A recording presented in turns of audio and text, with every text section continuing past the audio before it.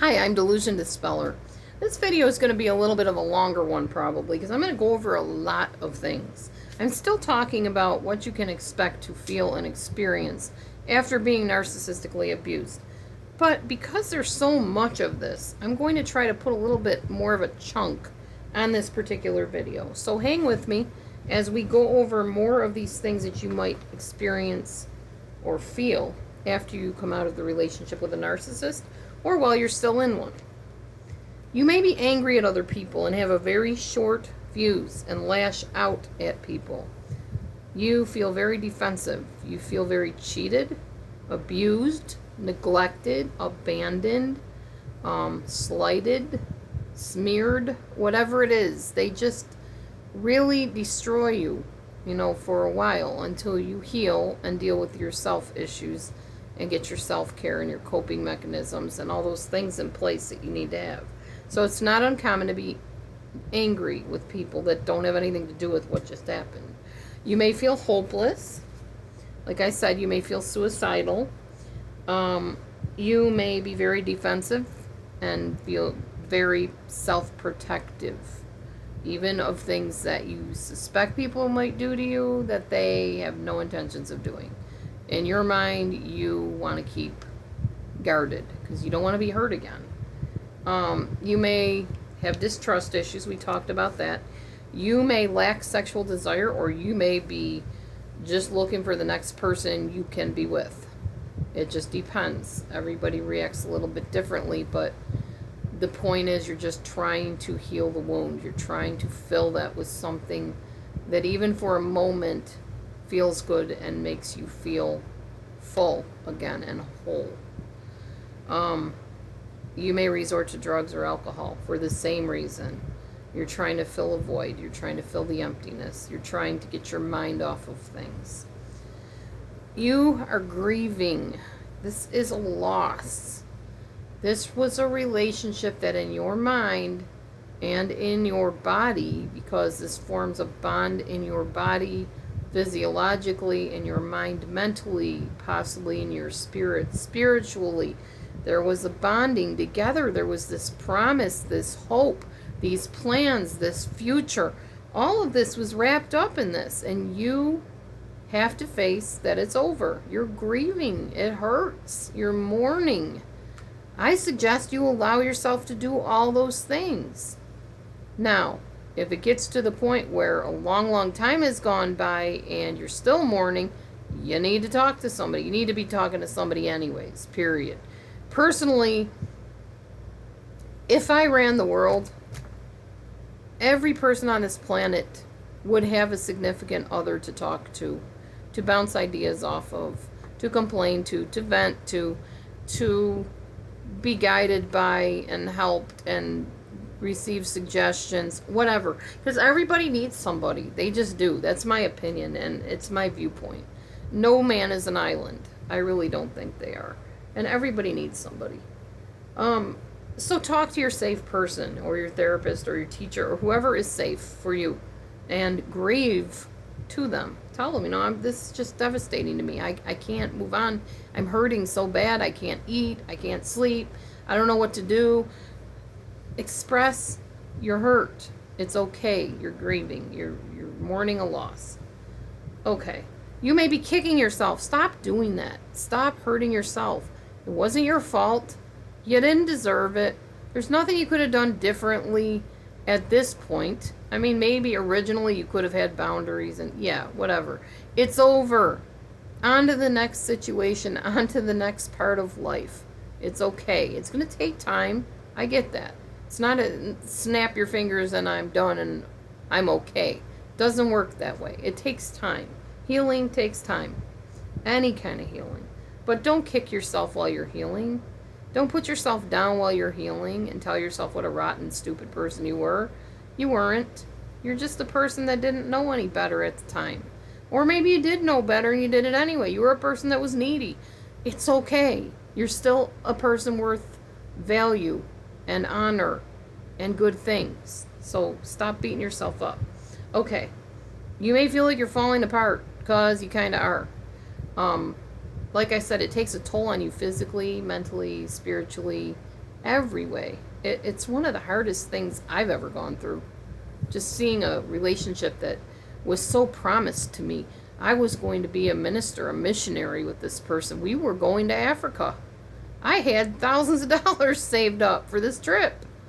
And she couldn't stand me in the room with her for a few minutes, let alone go to Africa with her and sit on a plane across from her.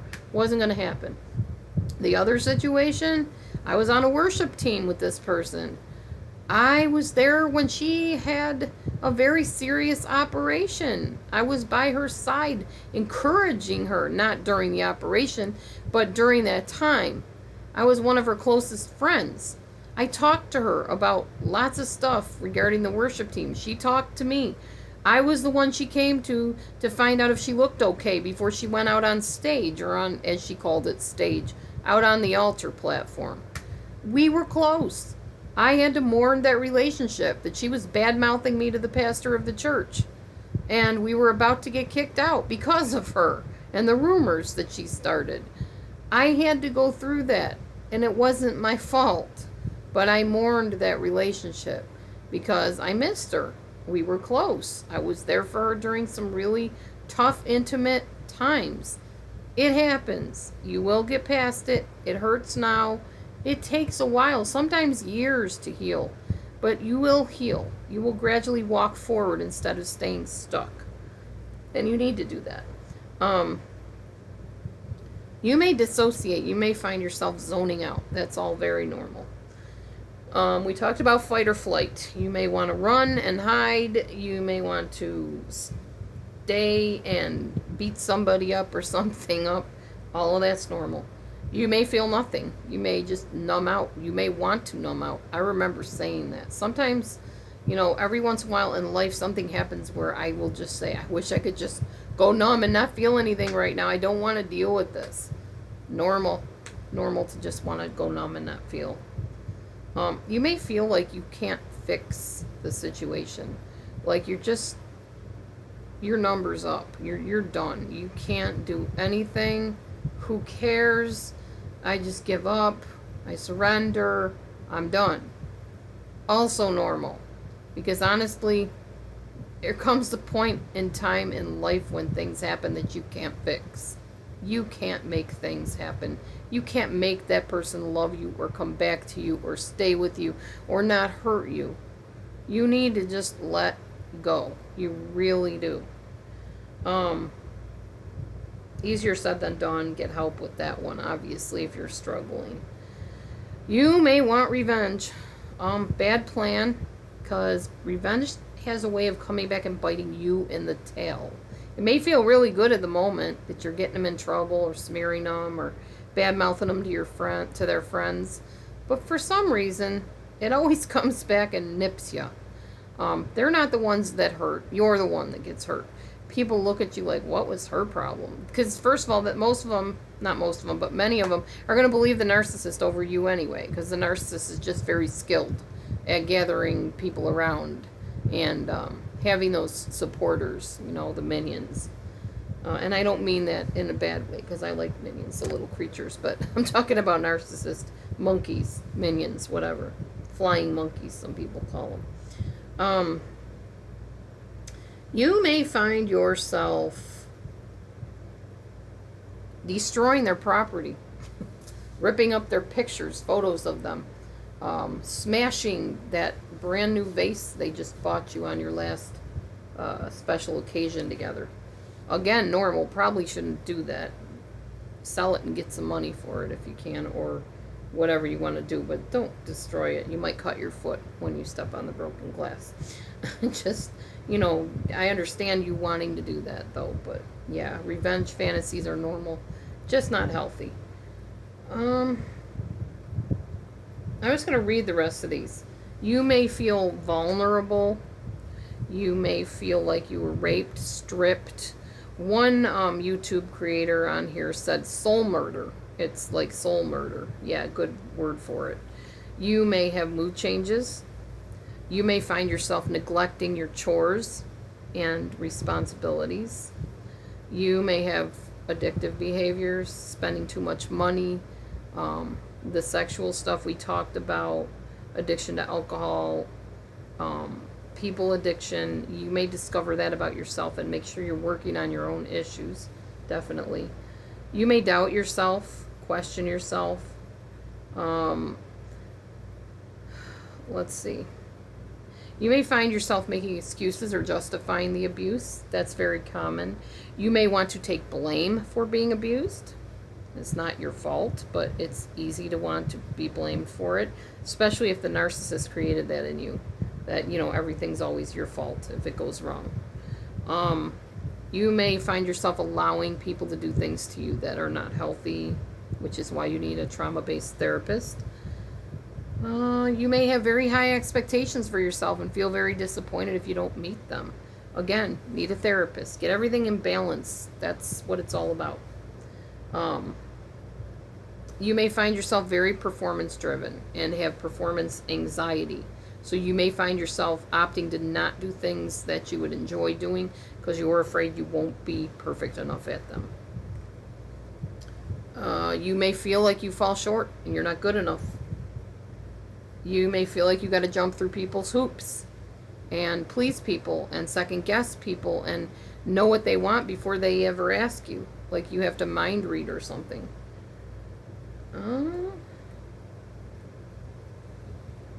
You may feel manipulated and controlled. Very, very normal. Narcissists are very good at what they do. Very skilled at it. They've had lots of practice, lots of people to work on for that. So it's not common that you were preyed upon. They're good at it. They're convincing. They're expert actresses. So don't beat yourself up. There's tons of people that have fallen in love or into relationships with narcissists. It's very normal, especially if you were abused as a child and you don't have a very high sense of self-worth. You're easy prey. You're an easy target. But that doesn't mean you have to continue to be. That's why, as I said in my other videos, and will say again here, talk to me, delusiondispeller@gmail.com. Subscribe to my videos. Check out my links. Leave comments, questions, concerns. I love to hear from you. You are what gave me this channel to begin with. If I didn't have people to talk to, well, I'd be talking to myself probably. and probably recording it. Because I enjoy learning this stuff, and I just wanted to have somebody to share it with whose life could benefit from it. And I know that many of you have. So I appreciate all of you. I appreciate any new people here. Welcome, welcome. You'll find it a very nice, warm, inviting community. If anybody starts any goofy stuff, I usually delete them or deal with it. So you don't have to be afraid to share openly. I am considering going live soon. So if anybody has any information on the best way to do that and could help me out, I'd so appreciate it. Not technically that great with doing that kind of stuff, but good with running chat rooms, so I may choose a chat room and do it that way. I would love to hear from anybody that is interested in doing live and getting to know each other better and sharing ideas and opinions and having a forum like that. I guess that's it for now. I'm going to conclude this video series. Those are all the things that I could come up with that you can expect after narcissistic abuse. I'm sure I've missed a bunch of them because they are just such a complete disaster waiting to prey upon somebody. Anyway, hopefully that helped you understand, you know, that you're not alone and that these things are very, very common and relevant to the types of situations that narcissists stir up. And you're not alone. It wasn't your fault. You're not alone, and there is hope. And you can find that hope right here at delusiondispeller@gmail.com on my videos and talking to me and just doing the research on your own. I wish you all the best. I pray blessings on each and every one of you. Please, please, please be in touch with me. Let me know how you are. I really do care. And always remember, eyes wide open, moving forward. Thanks for watching. Have a wonderful day.